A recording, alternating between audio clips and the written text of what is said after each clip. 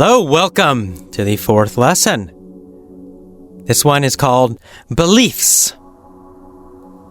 Let's get started.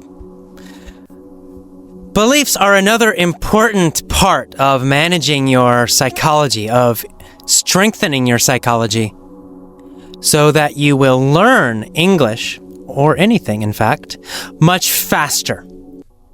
And there are two kinds of beliefs, two general categories of beliefs: limiting and empowering. Let's talk about limiting beliefs first. Now, limiting means limit is something that stops you. It's like a boundary. It stops you from going ahead.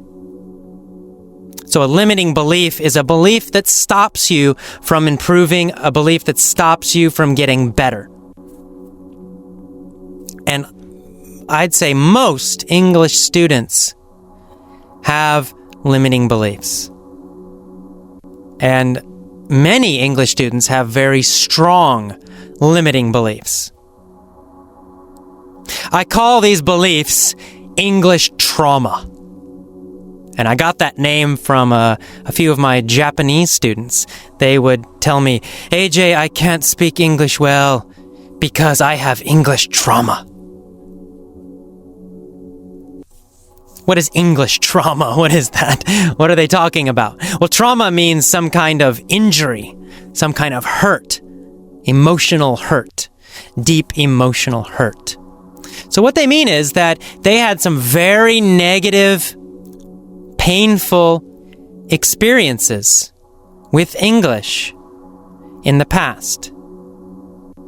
In other words, when they were in school, in English classes, or even as adults going to other English schools, they had very negative experiences.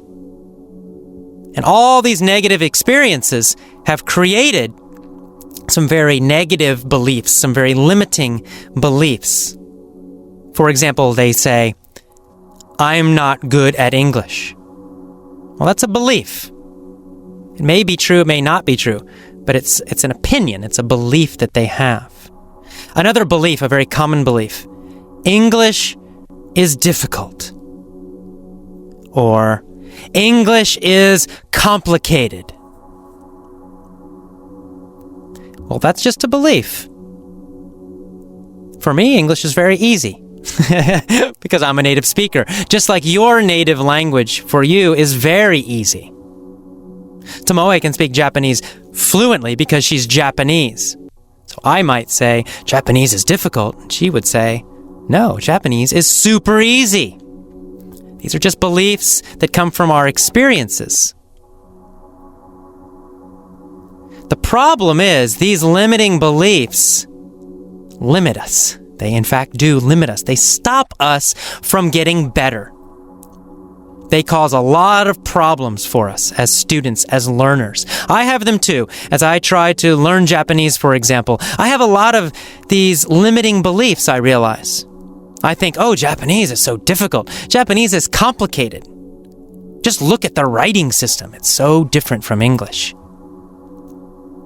And these beliefs hurt my motivation. They lower my energy. And in fact, they're wrong. They're not true. Japanese does not have to be difficult. It does not have to be complicated. A small child, even a small American child, could learn Japanese very effortlessly, very easily. And the number one reason is they don't have the limiting beliefs. They can sing songs and play games and enjoy the language, and they'll learn it so quickly, so easily. They'll say, Japanese is easy. Well, it's the same with English, with you. You learned in a very painful, difficult way in the past. And so you created these beliefs in your head. English is difficult. English is boring. English is painful. I'm not good at English. I'll never speak excellent English. These are just beliefs. So how do you eliminate these beliefs? Okay, you have these beliefs, you know they're negative, you know they're not helping you. But we have to figure out, how can we get rid of the limiting beliefs? That's the first step. You have to weaken them. You have to make them weaker and weaker and weaker. You have to cut them down. Well, beliefs get stronger from references. A reference is just an experience or a memory. Sometimes it's just something you imagine, actually. But it's a specific experience or a specific imagination, a specific moment that makes the belief stronger or weaker. So, for example, you have this idea, English is painful and boring. And when you think of this belief, where does it come from? Well, you think of all these past experiences. You think of the time in middle school where your teacher corrected your mistake and you felt terrible. And you think of maybe the bad grades you got on the test, or all the red marks on your English papers.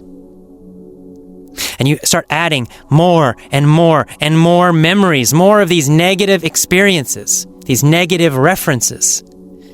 And if you get enough, you will develop a very strong, deep, powerful belief. English is difficult. English is painful. I'm not good at English. So to weaken these, you just have to question the references. You have to question the experiences. Take the power away from the experiences. And an easy way to do that is just to ask questions about them. For example, let me ask this question. Your past English schools, were they excellent? Were they just fantastic English schools with fantastic, amazing, fun, positive English teachers? Did you have a great time every day? Well, I know for most of you the answer is no. So that's interesting. So if your schools were not excellent, maybe the school was the problem. Maybe it's not you. Maybe your English is not great because you did not go to great schools. And did those schools that you went to, or the books you used, did they use proven methods? Did they use research-based methods?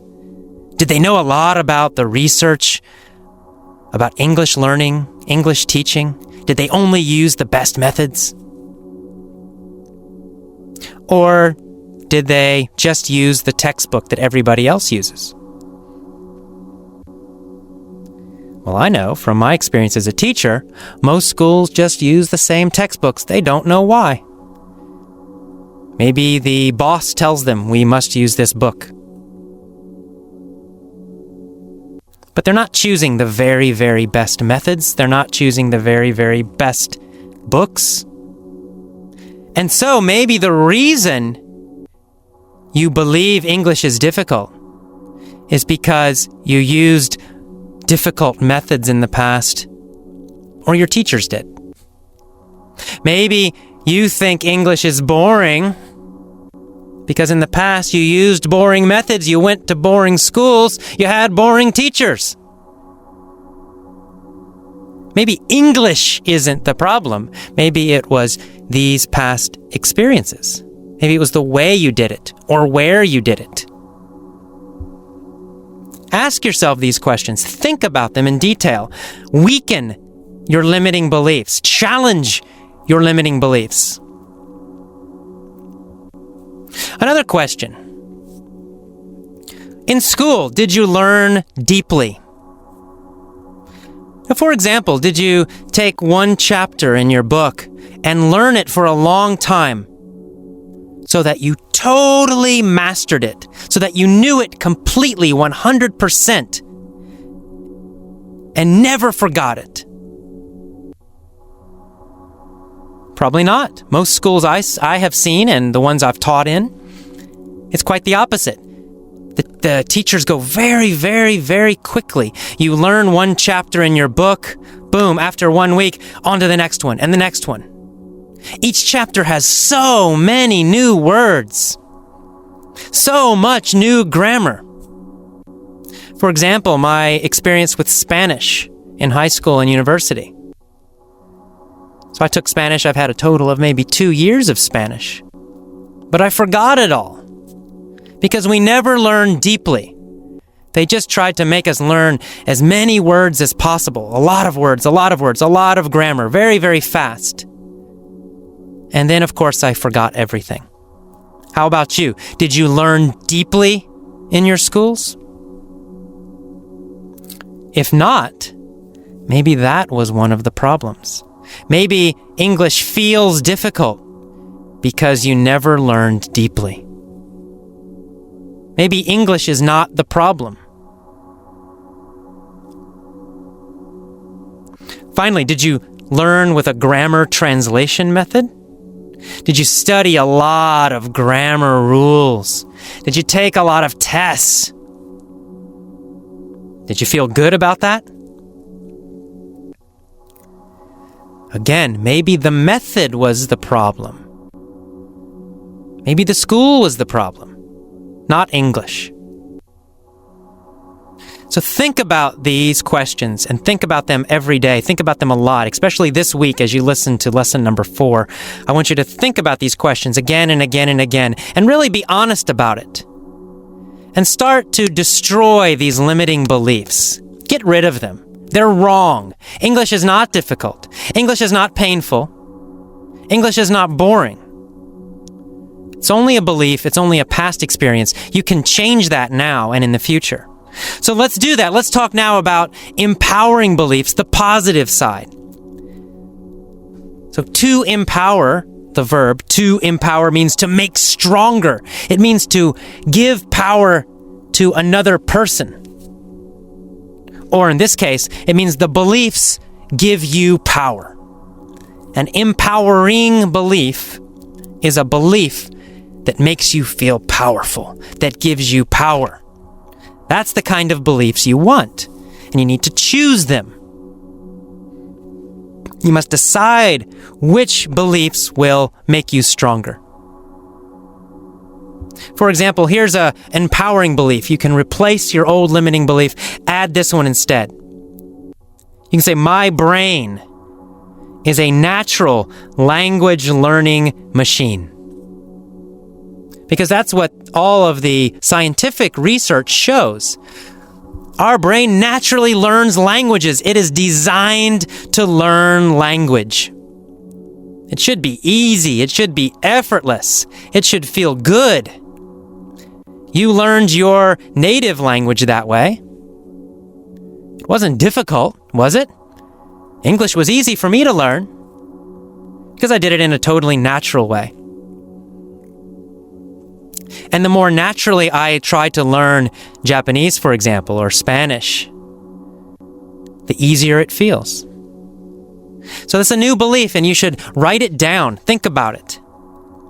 Write down this idea, this belief. My brain is a natural language learning machine. Think about it every day. Decide to choose that belief.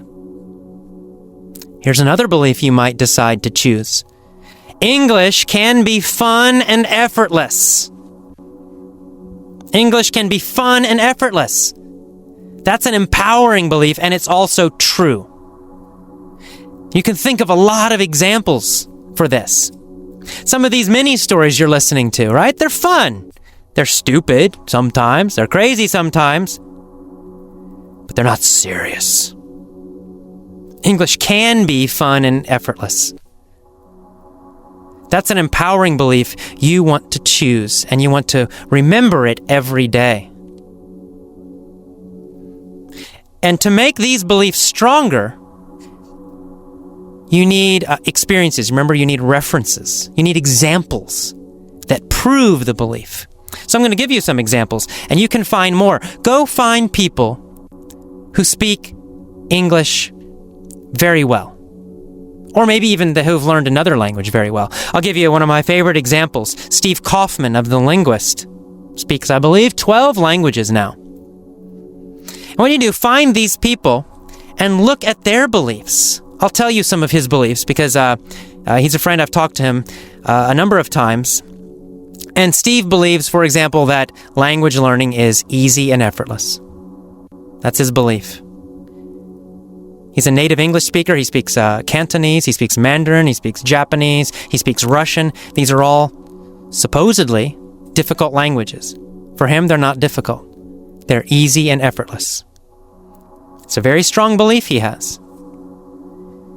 Another belief he has is that you must learn language naturally, and you must focus on meaning.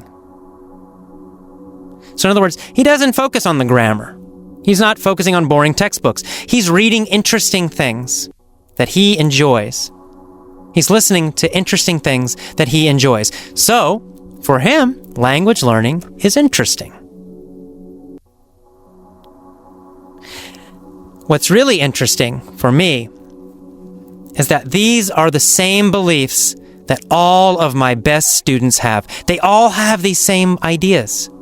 The best students, the ones who learn the fastest, the ones who have the best test scores, the ones with the best speaking, they all believe these things. They all believe that English is fun, interesting, and effortless. They all believe that language learning is natural. They all believe that they should focus on the meaning, not on the grammar and the little pieces of the language. So if you want to be like these successful people, you need to think like them. You need to have the same beliefs as them. So here's what I want you to do. Here's your homework. This is the last thing, the last part of this lesson. What I want you to do is write down 2, 3, 4 empowering beliefs. Beliefs that give you power about English. Maybe, my brain is a natural language learning machine. Maybe English can be fun and effortless. Maybe I love English. I don't know. Write down 2, 3, 4 empowering beliefs about English. And every day, you're going to do an incantation. That's a good word. It's a new word. Incantation. An incantation is a phrase or sentence that you say again and again. It has almost a magic idea. It comes from magic. An incantation is a magical sentence. It's a sentence. If you say the sentence, something will happen. That's where it comes from. But for us, an incantation is just a belief you're going to repeat again and again and again every day. So here's what you're going to do. For example, English can be fun and effortless. You're going to say that out loud every day while you're walking along and, you're doing your posture and you're breathing and you're smiling. Well, you're going to add one more thing. As you walk, as you're getting ready for the lesson, you're going to repeat this out loud. You're going to say, English can be fun and effortless. You're going to say it with some emotion, say it with feeling. So you're smiling, you're breathing deep, you're moving your body, you have good posture, and now you're also saying these strong beliefs. English can be fun and effortless. You repeat it again.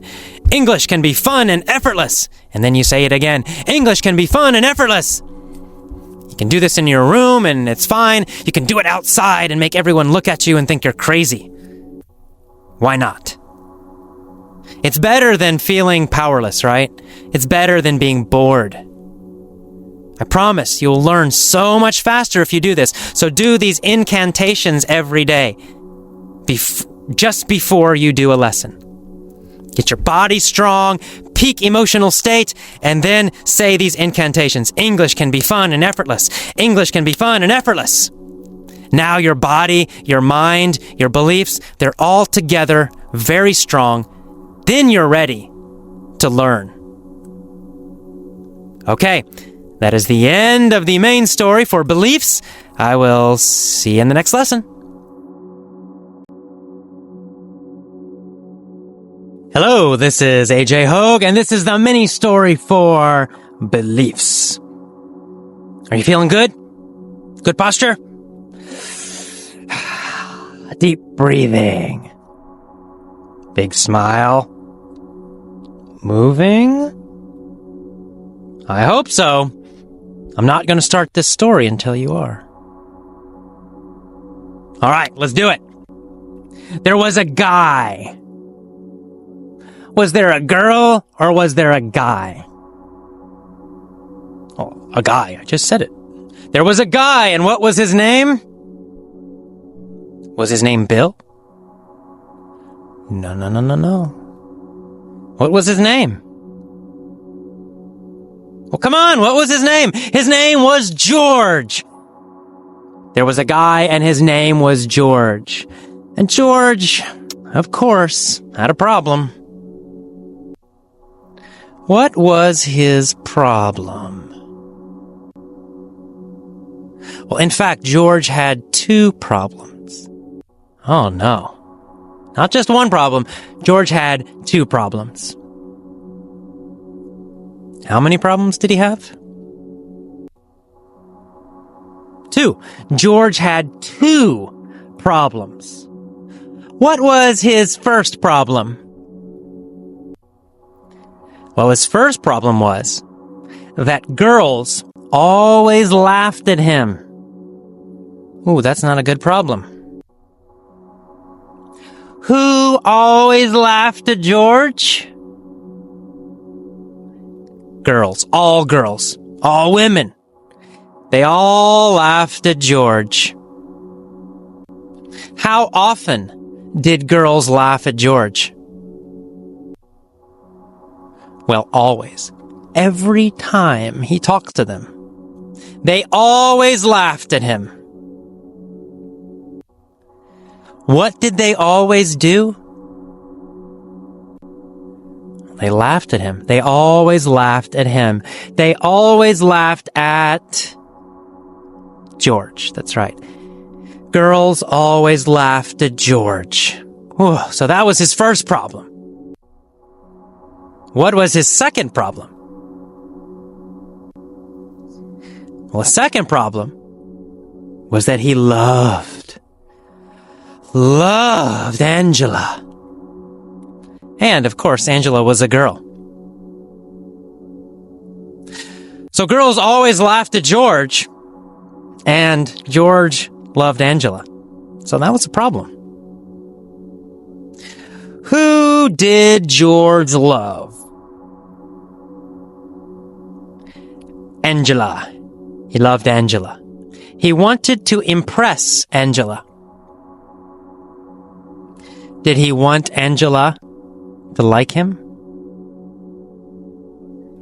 Yes, he wanted to impress her. He wanted Angela to like him. He wanted Angela to think good things about him. He wanted to impress her. Who wanted to impress Angela? George. George wanted to impress Angela. What did he want to do? Well, he wanted to impress her, make her think good things about him. But of course, girls always laughed at him. Oh no. Big problem for George. In fact, George had dating trauma. What did he have? Dating trauma. Dating what? Trauma. George had dating trauma. Dating pain, dating injury. Why did George have dating trauma? Well, because girls always laughed at him when he asked them for a date. They always laughed at him when? Well, when he asked them for a date.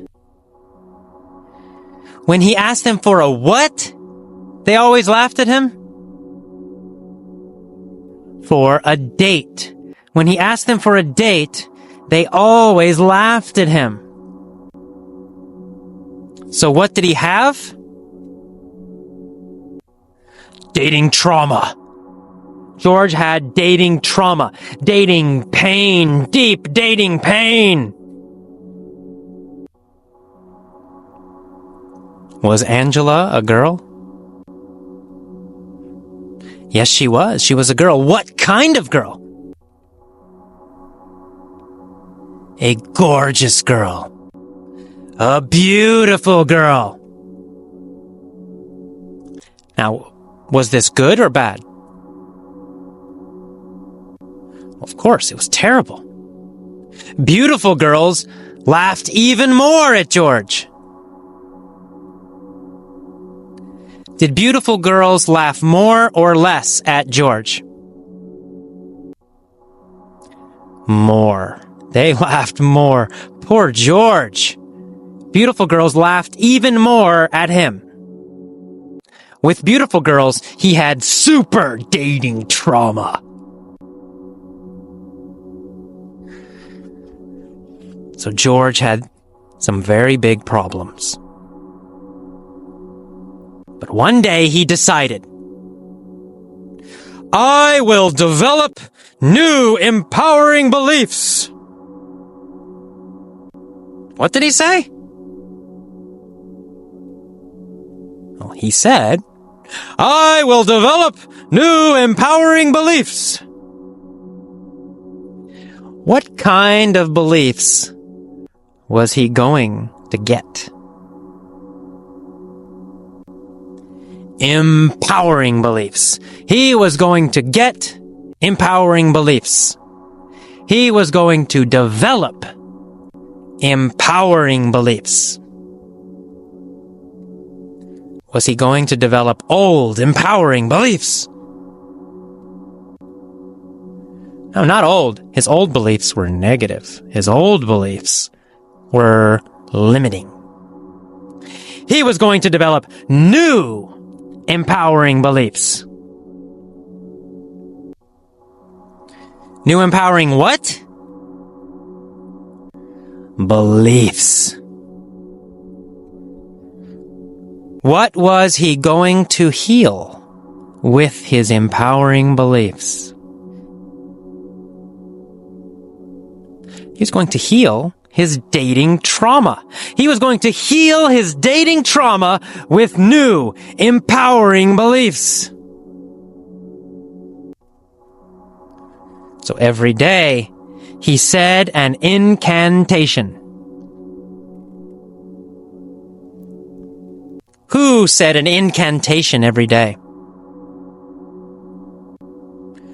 George. George said a new incantation every day. When did he do it? How often? Every day. Every day he said a new incantation. What was the incantation? Do you know? I'll tell you. His incantation was, I'm handsome and I'm cool. Every day, George looked in the mirror and he said, I'm handsome and I'm cool. It was his incantation. He said it all the time. He was eating breakfast. He said, I'm handsome and I'm cool. When he was walking to work, he said, I'm handsome and I'm cool. During lunch, he said, I'm handsome and I'm cool. Going home from work, he said, I'm handsome and I'm cool. Eating dinner, watching TV, all the time, every day, he said the same incantation. I'm handsome and I'm cool. What was his incantation? His incantation was, I'm handsome and I'm cool. He repeated it again and again and again and again. It was an incantation. He started to believe it. So he started to go to the gym. He went to the gym every day. At the gym, he worked out. He lifted weights. He exercised. What did he say when he was exercising? He said his incantation, of course. He said, I'm handsome and I'm cool. And he exercised. I'm handsome and I'm cool. And he exercised. I'm handsome and I'm cool. And he exercised. He got stronger. Then he went to a public speaking class. He learned how to speak to people. And before every speech, what did he say? You know. He said his incantation. He said, Hi, I'm George, and I'm handsome, and I'm cool. And then he gave his speech. And when he finished, he said, Thank you. I'm George, and I'm handsome, and I'm cool. He became stronger. His speaking got better and better and better. And one day, amazingly, he was handsome. And one day, amazingly, he was cool. He walked over to Angela's apartment. He knocked on the door. She answered. He said, Hi, I'm George. I'm handsome and I'm cool, and I want you. Of course, she yelled, You bet! You're hot! I love you! What did she say? She said, You bet! You bet means, of course, definitely, I agree. If you say, You bet, it means, you're awesome. I agree with you. So she said, I agree, definitely. She said, You bet! And she said, You're hot. She said to George, You're hot. Hot means sexy. Hot means handsome and sexy. Or for a woman, beautiful and sexy. So she said, I agree, you're sexy. She said, You bet, you're hot! George was very happy. And of course, he was handsome and cool. All right, that is the end of the mini story for beliefs. As always, listen to it many times. When you listen, strong posture, big smile, deep breaths, and move. And if you want to, you can be like George. You can say, I am a great English speaker in the morning. During lunch, you can say, I am a great English speaker. At work, you can say, Hi, how you doing? I'm a great English speaker.